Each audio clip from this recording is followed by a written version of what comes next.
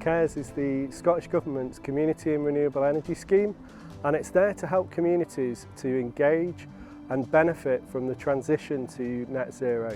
Achieving net zero is going to require action from us all, and communities are going to have a big part to play in our transition to a low carbon future, whether that's installing renewable heating in a community building, developing a heat network to warm our homes, or generating clean electricity with wind, hydro and solar.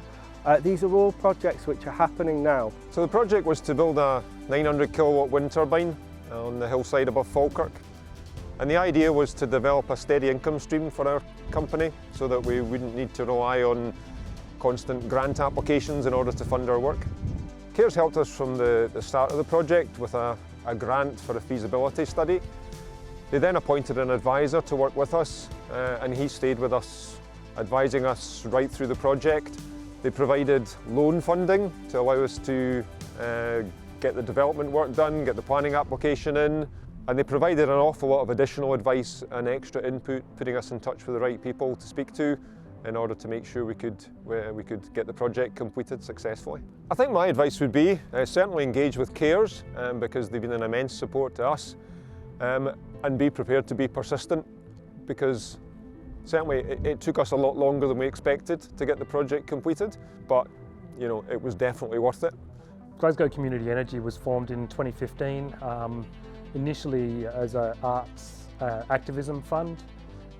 After exploring various options, including the possibility of having ground-mounted solar, ultimately landed on the possibility of doing rooftop solar in partnership with Glasgow City Council.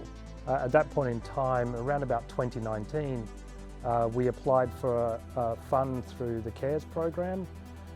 That enabled us to undertake the feasibility work and the development work to make those projects a reality. There were a number of initial sites that were offered to us by Glasgow City Council. They were schools. There was actually a larger list of schools that were given to us, but through a process of exploring the possibility of each site, we dropped that down to only 2 schools. We're here at Ashton Secondary School, one of those remaining schools, and we installed solar panels on the roof here. The other school was Glendale down in South Glasgow, and similar sized array. In total, we've got around about 90 kilowatts of rooftop solar here. Community energy is important because it brings the energy transition, which is inevitable and actually underway, into the hands of regular people. It makes this what would otherwise be a very abstract and external, potentially alienating process that's happening elsewhere.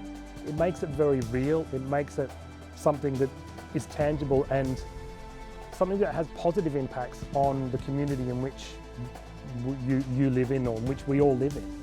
So we're Glasgow Community Energy. We're Glasgow's new community-owned renewable energy cooperative, and we're stood outside Glendale Primary School in Pollock Shields today, which is one of the schools where we've installed solar panels. It's a win-win really, because we are generating 100% renewable energy, and we as an organisation are then supplying that to Glasgow City Council.